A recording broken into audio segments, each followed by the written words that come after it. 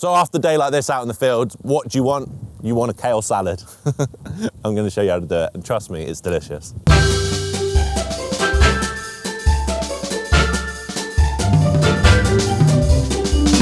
A lot of kales are grown as an annual, which means you plant it and you harvest it, and the next year you do the same again. But a perennial kale, you just plant it once and it'll keep on growing year after year, it'll keep on coming back. As long as you don't really aggressively pick it, it's the gift that just keeps on giving. I'd actually pick kale in instead of spinach on most recipes. Just because why not? You're gonna get an extra sort of pack of nutrients, so why not? I'm not saying that spinach is bad, but I'm just saying with kale, you get a bit of bite, a bit of texture as well. Kale Caesar. Why is it good? Because it's delicious and it makes the most of whatever you got in the fridge, and you can chuck loads of stuff in, really versatile, real quick, real simple, real healthy, and you don't have to worry about cooking it. The thing about kale, when it's raw, it can be a bit bitter and it can be a bit tough and hard to digest, but that is easily solved by a quick bit of massaging, a bit of lemon juice, a bit of salt, and you just carefully work it in until the leaves start to wilt, and that will improve the flavor, make it less bitter, and make it so much easier to digest, and it's actually really delicious because it kind of amplifies the flavor with that salt and that lemon juice. There are recipes which you can use stalks, especially when you're cooking them, you can chop them up and wilt them down. You can pick the kale stalks for a pesto, but in this recipe, we don't really want them. I mean, just take them out like that. Obviously, a bit of stalk is absolutely fine. Make sure you give your kale a wash too, because there'll be all sorts of creatures living in there. Look at the color of it there, isn't that beautiful? I always think it looks like tributaries of a river viewed from above in like a David Attenborough in the Serengeti. So basically, you don't want to over massage it, you don't want to turn it into a soggy mush.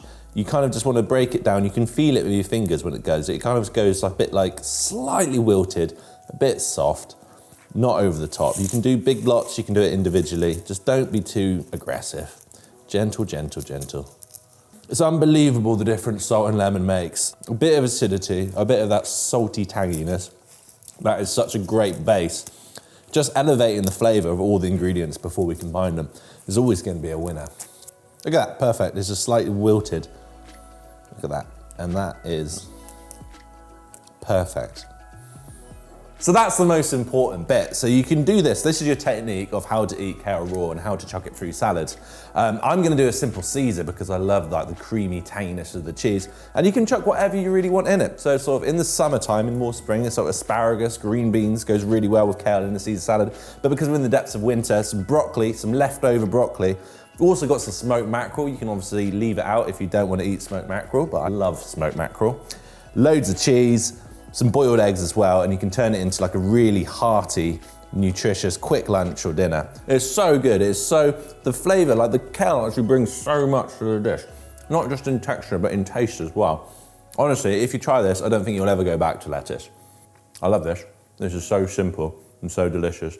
Quick, easy, leftovers in the fridge, boiled eggs, smoked mackerel. What's not to love? I really hope you enjoyed that, and I hope you give it a go. If you do, then get in contact, let us know. Any other vegetable you want to see us talk about, cook or prepare, then just write a comment and get in touch. Hit the notification bell, hit subscribe. Stay tuned for more weekly Veg Hacks.